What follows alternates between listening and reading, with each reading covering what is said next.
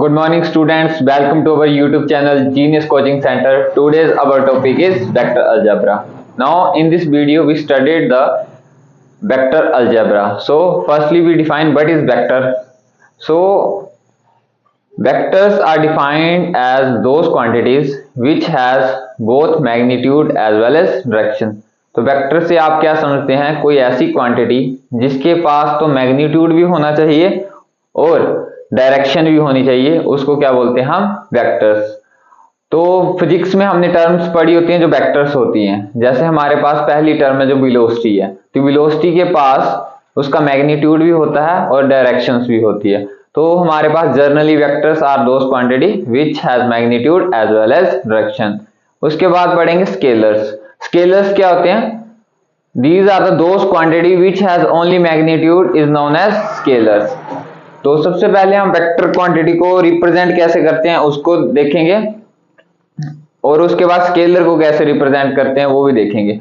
सो vectors quantity हमने कौन कौन से मैंने एग्जांपल लिया। हमारे पास कोई एक वेलोसिटी है, वो भी क्या होती है? वेक्टर क्वांटिटी, क्योंकि because it has both magnitude as well as direction. हमारे पास स्केलर्स कौन सी क्वांटिटी होती है? जैसे मास हमारे पास है, इसका ओनली मैग्नीट्यूड ही होता है, नो डायरेक्शन। जैसे एरिया भी हमारे पास आ गया, उसका भी मास, उसका मैग्नीट्यूड ही होता है और डायरेक्शन नहीं होती। इधर एक्सेलरेशन आ सकती है जिसकी डायरेक्शन होती है। सबसे पहले हम वेक्टर को लिखते कैसे हैं वो सीखेंगे। जैसे पोजीशन वेक्टर है हमारे पास, सबसे पहले हम एक कोऑर्डिनेट सिस्टम ले लेंगे, x y z coordinate plane. पहले रिप्रेजेंट कैसे करते हैं? ये हमारे पास x आ गया, ये y आ गया, ये z आ गया। P is any point in a plane, तो x y z होंगे।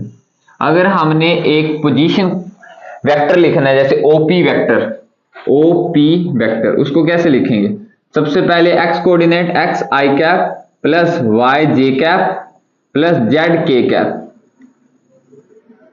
OP हमारा वेक्टर होगा जिसमें x y z हमारे पास क्या होंगे? Scalar i cap and j cap and k cap are the direction cosine. जो हमारी क्या ये डायरेक्शन बताते हैं। i कैप मान ली in the direction of x axis, j cap क्या बताती है? In the direction of y axis, और k कैप क्या बताती है? In the direction of z axis. तो हमारे पास वेक्टर का पोजीशन वेक्टर कैसे लिखा जाता है, ये सिंपल नोटेशन है पोजीशन वेक्टर लिखने की। नेक्स्ट हमारा टॉपिक है डायरेक्शन कोसाइन। डायरेक्शन कोसाइन को समझने के लिए सबसे पहले हमें वेक्टर लिखना पड़ेगा। जनरली हम एक वेक्टर लिख लेते हैं, R vector is equal to A I cap plus B J cap plus C K cap. Journal हमारे पास एक पोजीशन वेक्टर मान लो, जो कोई एक ऐसा वेक्टर मान लो जिसकी हमारे पास स्केलर्स और डायरेक्शंस बताई गई हैं। अब हम लिखेंगे डायरेक्शन कोसाइंस। डायरेक्शन कोसाइन क्या होती है? डायरेक्शन कोसाइन जो एंगल बनाते हैं, ये एक्स एक्सिस, ये वाई और ये जेड। हमारे पास एक ये पी आर वेक्टर, हमने एक पोजीशन वेक्टर ले लिया, पी पे ए बी सी इसके क्या पॉइंट्स हैं, और ये पहला एंगल है इसको अल्फा मान लेंगे, ये वाला angle with by axis by हम ये मान लेते हैं और जेड इसको मान लेते हैं। ये एंगल बीटा और ये एंगल गामा। अब डायरेक्शन कोसाइन लिखनी है, मतलब एंगल क्या क्या है, मतलब एक्स और जेड के बीच में पहला एंगल, एक्स और वाई के बीच में हमारे पास क्या आ रहा है? एल। हम डायरेक्शन कोसाइन ले लेते हैं एल। एल क्या होगी? कोस ऑफ अल्फा, और वो क्या होगी? पहला component upon magnitude of position vector, a square plus B square plus c square. Similarly अगर हमने एम लिखना होगा, cos of beta is equal to second component upon magnitude of the position vector। Similarly हम अगर n लिखना होगा, third direction को sign लिखनी होगी n, तो क्या हो जाएगा? cos of gamma is equal to n last component c upon under root a square plus b square plus c square। These are the direction cosine of the position vector। अगर हमारे पास इनके बीच में relation भी होती है कि l square plus m square plus n square is equal to always 1, ये हमारी क्या होगी? Direction cosine. अब हमारे पास है डायरेक्शन रेशियो क्या होती है। आपको पता है ए बी सी हमारे क्या होते हैं? स्केलर्स होते हैं वेक्टर के, अगर ये प्रोपोर्शनल हुए डायरेक्शन कोसाइन के एल एम और एन के, तो ए बी सी क्या हो जाएंगी हमारी डायरेक्शन रेशियो। अगर a b c is proportional to the direction cosine then a b c are क्या हो जाएंगे हमारे डायरेक्शन रेशियोज। अब हमारा नेक्स्ट टॉपिक है वेक्टर ज्वाइनिंग टू पॉइंट्स। जैसे हमारे पास एक पोजीशन वेक्टर, मैंने एक पॉइंट और ले लिया, हमारे पास ये आ गया क्यू पॉइंट। अब हमने क्या निकालना है पी क्यू। अगर पी क्यू निकालना है इसके कोऑर्डिनेट x1 y1 z1 ले लेते हैं, इसके x2 y2 z2 ले लेते हैं। अगर हमने इसका पी क्यू निकालना है, वेक्टर ज्वाइनिंग टू पॉइंट्स अगर निकालनी है, तो क्या आ जाएगा इधर O Q minus O P vector, तो हमारे क्या आ जाएंगे x2 minus x1 I cap plus y2 minus y1 J cap plus z2 minus z1 K cap. ये हमारा क्या आ जाएगा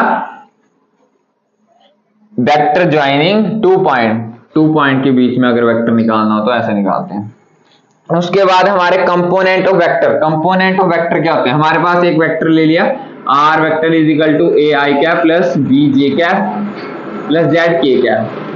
तो हमें बताना स्केलर्स कंपोनेंट ऑफ वेक्टर क्या होते हैं। तो a b c हमारे क्या होते हैं स्केलर कंपोनेंट्स, और a i b j और z के हमारे पास क्या होते हैं वेक्टर कंपोनेंट्स। ये हमारे कंपोनेंट्स आ गए। उसके बाद है collinearity of vector. Collinearities of vectors क्या होती है हमारे पास। जैसे हमारे पास ए बी सी हमारे कोई वेक्टर है, कोलिनियरिटी पढ़नी है तो ए बी सी हम तीन वेक्टर ले लेंगे, और एक्स वाई जेड हम तीन स्केलर ले लेंगे। और ये तीन तभी कोलिनियर होंगे, लीनियर वेक्टर होंगे, जब x a cap a vector plus y b vector plus z c vector is equal to 0। जब इनका स्केलर के साथ प्रोडक्ट करके एडिशन इज इक्वल टू 0 हो जाएगी, ये हमारे वेक्टर कोलिनियर वेक्टर होंगे। और उसके बाद x plus y plus z भी हमारा क्या होगा 0 होगा, तभी ये कोलिनियर वेक्टर होंगे।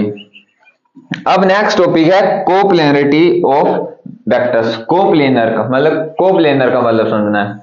हमारे पास ए बी दो वेक्टर हैं, मैंने माना a b and two vector हमारे पास आ गए। ये कोप्लेनर तभी होंगे जैसे हमारे with respect to r vector, मतलब कोप्लेनर का मतलब एक ही प्लेन पे आना। कोप्लेनर कब होंगे ये, जब R vector is written as in the combination of A X plus by B vector, मतलब X A vector plus by B vector, और एक्स और वाई हमारे पास क्या है स्केलर्स हैं। ये क्या बन जाएंगे हमारे कोप्लेनर वेक्टर्स। ये तो पढ़ लिया हमने। अब सबसे मेन टॉपिक होता है हमारे डायरेक्शन निकालनी कैसे है, वेक्टर का मैग्नीट्यूड कैसे निकालना है। अगर हमारे पास ऐसे हमारे पास दिया है r vector is equal to A I cap plus B J cap plus z k cap, अगर हमें इसका मैग्नीट्यूड निकालना है तो हम इसका मैग्नीट्यूड कैसे निकालेंगे, आर वेक्टर ऐसे लिखेंगे का मैग्नीट्यूड, जो भी हमारे पास स्केलर कंपोनेंट होंगे ए बी सी, जैसे हमारे पास इधर ए बी सी हमारे पास स्केलर कंपोनेंट आ गए, तो ए का स्क्वायर प्लस बी का स्क्वायर प्लस सी का स्क्वायर, ये कि हमारा बन जाएगा आर वेक्टर का मैग्नीट्यूड। अगर हमें इसी मैग्नीट्यूड के डायरेक्शन लिखनी होगी तो कैसे लिखेंगे, जहां इसका यूनिट वेक्टर लिखना होगा, आर कैप कैसे लिखेंगे, r cap is equal to r vector upon r vector का मैग्नीट्यूड। तो आर वेक्टर हमारा आ जाएगा जो हमें गिवन दिया और उसका मैग्नीट्यूड, और ये बन जाएगा हमारे पास। We have to find the dot product between the two vectors a vector and b vector. So dot product between two vector is given by a vector dot b vector is equal to a vector magnitude into b vector magnitude and cos of theta. तो cos of theta क्या होगा, angle between the to vectors. तो सबसे पहले हम vector बना लेंगे, एक प्लेन लेंगे कार्टेशियन प्लेन, उसमें हम एक दो वेक्टर ले लेंगे ए वेक्टर एंड बी वेक्टर। ये हमारा ए वेक्टर आ गया, ये बी वेक्टर आ गया, और दोनों के बीच में एंगल क्या होगा थीटा। अगर हमने ये थीटा निकालना है तो कैसे निकालेंगे? दोनों का डॉट प्रोडक्ट करवाएंगे, दोनों के मैग्नीट्यूड और कोस ऑफ थीटा के इक्वल होगा, तो हमारा क्या बन जाएगा? ये जब भी हम डॉट प्रोडक्ट करते हैं तो हमें कौन सा एंगल मिलता है? Cos of theta. तो हम properties of dot product of vectors पढ़ेंगे। डॉट प्रोडक्ट की प्रॉपर्टीज क्या बोलती हैं? ए vector dot product B vector is equal to B vector dot A vector. तो मतलब क्या हुआ? इसका मतलब हुआ ये क्या होता है? कमोडेटिव होते हैं। दूसरा, A vector dot lambda B vector is equal to lambda A vector dot B vector is equal to lambda into A vector dot B vector. तो लैम्डा हमारा इसमें क्या होगा? स्केलर। स्केलर हमारे पास डॉट प्रोडक्ट में बाहर आ जाता है। Third properties, A vector into B vector plus C vector. तो ये क्या करेगा? A vector dot B vector plus A vector dot C vector. तो हमारा ये क्या कर रहा है? डिस्ट्रीब्यूट कर रहा है प्रॉपर्टी को, डिस्ट्रीब्यूटिव प्रॉपर्टी आ जाएगी ये डॉट प्रोडक्ट की। नेक्स्ट हमारे पास क्या होगा? ए vector dot B vector equal to 0।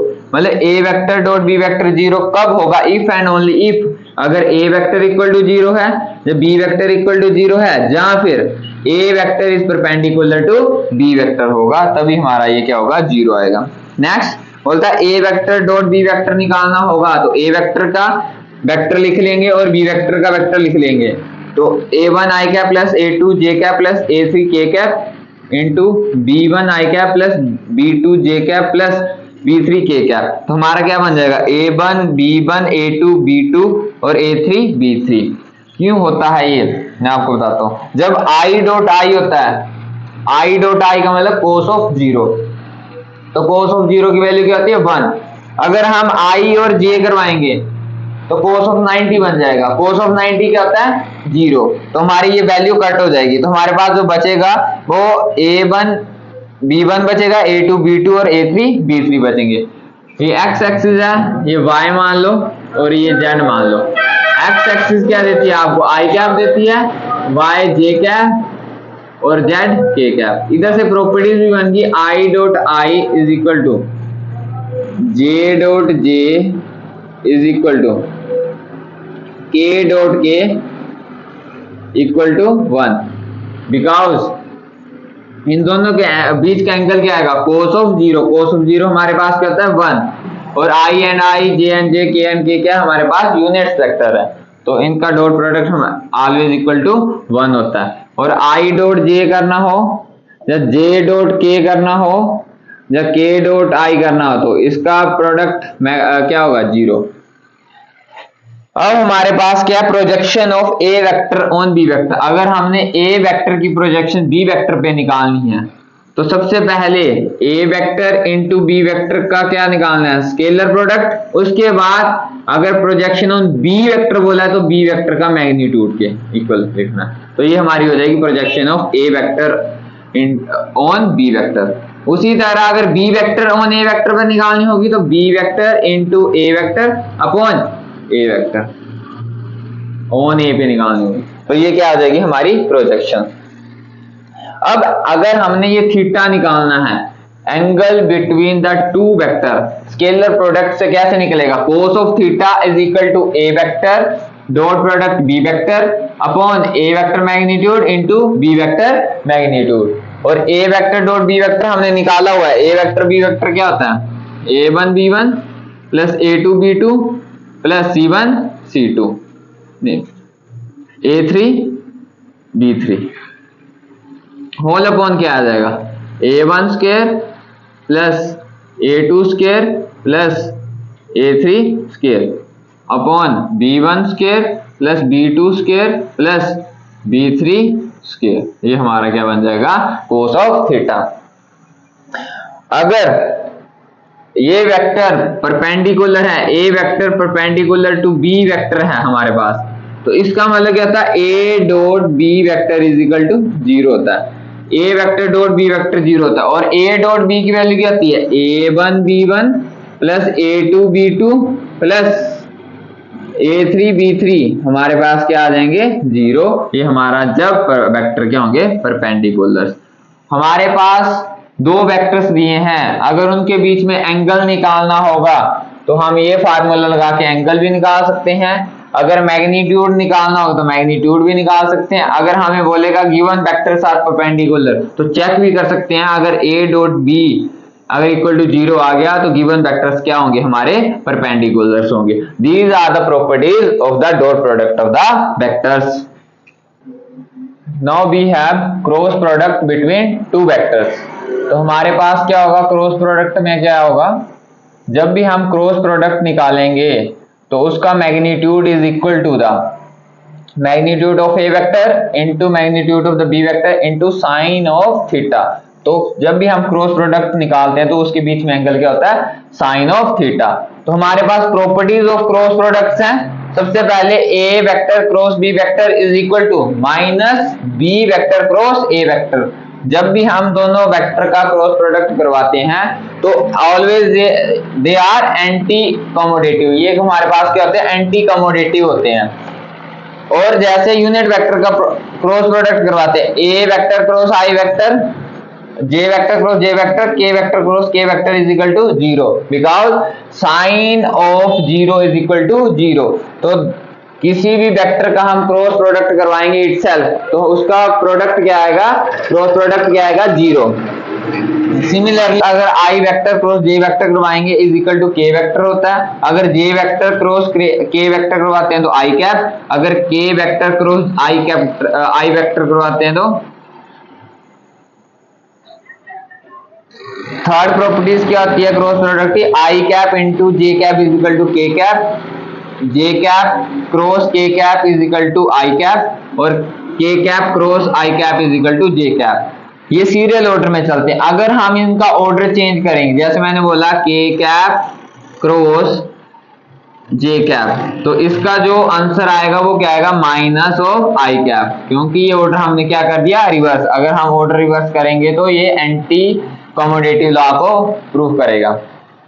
अब अगर ए वेक्टर क्रॉस बी वेक्टर अगर इक्वल टू 0 है तो इसका मतलब if and only if A vector अगर 0 होगा या बी वेक्टर 0 होगा या ये वेक्टर्स क्या से होंगे, पैरेलल वेक्टर्स। अब हमने क्या करना है, क्रॉस प्रोडक्ट निकालना है। जब भी हमने cross product of two vector निकालना है तो सबसे पहले हमने मैग्नीट्यूड लेना है, आई वेक्टर जे वेक्टर, आई कैप जे कैप के कैप, फिर कंपोनेंट ऑफ ए वेक्टर, फिर कंपोनेंट ऑफ बी वेक्टर। तो इसको सोल्व कैसे करते हैं, आई cap as it is and A to B3 minus B to A3 minus J cap A1 B3 plus नहीं minus a1 b3 minus b1 a3 plus के cap निकालना है। तो के कैप कैसे निकलता है, a1 b2 minus b1 a2। ये हमारे पास क्या निकल जाएगा, cross product between two vectors. अगर हमने angle between cross product of two vector निकालना है तो इक्वल टू क्या होता है, sine of theta is equal to magnitude a cross B vector upon A vector magnitude into B vector magnitude. तो हम ये फार्मूला लगा के साइन ऑफ थीटा भी निकाल सकते हैं। उसके बाद हमारे पास एरिया ऑफ पैरेललोग्राम होता है, area of parallelogram. Area of parallelogram क्या होता है, एरिया पैरेललोग्राम निकालना तो हमारे पास कैसे निकलता है, दोनों वेक्टरों का क्रॉस प्रोडक्ट निकालने के बाद मैग्नीट्यूड निकालना है, वो क्या हो जाएगा, एरिया ऑफ पैरेललोग्राम। अगर एरिया ऑफ ट्राइंगल निकालना है तो आपको पता है एरिया ऑफ ट्राइंगल निकालना है, दोनों वेक्टरों का मैग्नीट्यूड निकालने के बाद डिवाइडेड बाय 2 हमारे पास क्या आ जाएगा, एरिया ऑफ ट्राइंगल्स। हमारे पास कुछ कोसाइंस फार्मूलेस भी होते हैं, जैसे कोसाइन एंगल, कोस ऑफ ए निकालना है हमारे पास, ए बी सी हमारे पास क्या स्केलर्स, उनकी हेल्प से हम क्या निकाल सकते हैं, कोस ऑफ ए। अगर कोस ऑफ ए निकालना है B square plus c square minus ए स्क्वायर अपॉन 2bc। आपने बस एक सिंपल सा ट्रिक याद करना है, अगर ए निकालना है बाकी कंपोनेंट का स्क्वायर और माइनस ए स्क्वायर अपॉन 2bc जो हमें बी नहीं है। अगर कोस ऑफ बी निकालना है, कोस ऑफ बी कैसे निकालेंगे, बी को रहने देंगे तो C square plus A square minus B square upon 2ac। अगर हमने क्या निकालना है, कोस ऑफ सी निकालना है तो कैसे निकलेगा, A square plus B square minus E square upon 2ab। ये हमारे क्या हो जाएंगे, कोसाइन फार्मूले। हम वेक्टर प्रोडक्ट से, क्रॉस वेक्टर प्रोडक्ट से हम एरिया ऑफ ट्राइंगल भी निकाल सकते हैं, एरिया ऑफ पैरेललोग्राम भी निकाल सकते हैं, और क्रॉस प्रोडक्ट निकालना बहुत जरूरी है, जो हमने सीख लिया कि क्रॉस प्रोडक्ट कैसे निकाला जाता है। फिर क्रॉस प्रोडक्ट निकालने के बाद उसके बाद उसका मैग्नीट्यूड निकालना है, अलग अलग मैग्नीट्यूड निकालना है और उसमें वैल्यू पुट कर देनी है और हमारा आंसर आ जाएगा। और साइन ऑफ थीटा हम angle between cross product of two vector हम इजीली निकाल सकते हैं। Another topic is scalar triple product of three vectors. तो scalar triple product of three vector, जैसे हमारे पास ए वेक्टर, बी वेक्टर और सी वेक्टर हमारे पास है, इसका स्केलर ट्रिपल प्रोडक्ट क्या बोलता है। स्केलर ट्रिपल प्रोडक्ट की नोटेशन क्या है, पहले स्क्वायर ब्रैकेट लगानी है, उसमें ए वेक्टर लिखना है, बी वेक्टर और सी वेक्टर, और इक्वल टू होता है ये dot product of the first vector with the cross product of the remaining to vector. अगर हमने फर्स्ट वेक्टर ए वेक्टर ले लिया तो उसका डॉट प्रोडक्ट करवाएंगे बी और सी के क्रॉस प्रोडक्ट के साथ, और वो क्या बन जाएगा, scalar triple product of three vectors. अगर हमने निकालना है scalar triple product of three vectors तो कैसे निकालेंगे, हम डिटर्मिनेंट लेंगे, सबसे पहले ए वेक्टर के कंपोनेंट लिखेंगे, फिर बी वेक्टर के कंपोनेंट, फिर सी वेक्टर के कंपोनेंट, ये हमारे पास क्या दे देगा, scalar triple product of three vectors. अब हमारे पास कुछ फार्मूले हैं जो हम डायरेक्टली यूज करते हैं वेक्टर अलजेब्रा में। सबसे पहले हमारे पास अगर बोला magnitude of A vector plus B vector का whole square is equal to A vector square plus B vector का magnitude square plus 2 times of A vector magnitude B vector magnitude. उसी तरह magnitude of A vector minus B vector का whole square is equal to A vector magnitude square plus B vector magnitude square minus 2 time of A vector magnitude B vector magnitude. Similarly third formula, दोनों के combination से हमने बनाया A vector plus B vector का magnitude का whole square plus ए vector minus B vector के magnitude का whole square is equal to 2 times of A vector magnitude square plus B vector magnitude square. Third formula, A vector plus B vector dot product A vector minus B vector आपको क्या देता है, A vector magnitude square minus B vector magnitude square. जो हमारे पास third last formula है उसको बोलते हैं हम लैग्रेंजियन फार्मूला, और ये हमारे पास दोनों क्रॉस प्रोडक्ट और डॉट प्रोडक्ट के कॉम्बिनेशन से बना है। अगर हम पहले ए वेक्टर डॉट बी वेक्टर का होल स्क्वायर करेंगे प्लस ए वेक्टर क्रॉस बी वेक्टर के मैग्नीट्यूड का स्क्वायर करेंगे इज इक्वल टू क्या होगा, ए वेक्टर का magnitude square plus b into b vector magnitude का स्क्वायर, और इसको क्या कहा जाता है, लैग्रेंजियन आइडेंटिटी। ये बहुत काम आती है हमारे पास अगर हमारे पास क्रॉस प्रोडक्ट और डॉट प्रोडक्ट की वैल्यू दी है, अगर हमें कोई भी ए वेक्टर और बी वेक्टर निकालना है तो हम easily with the help of this formula we can calculate.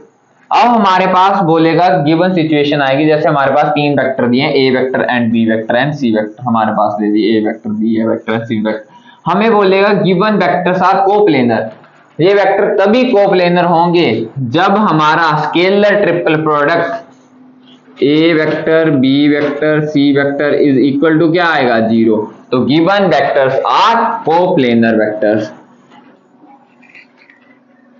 I hope आपको वेक्टर अलजेब्रा का कंसेप्ट समझ आया होगा। मैं हर रोज आपके लिए नई नई वीडियो लेके आता हूं। Please like share and subscribe my channel. Thank you watching for my video.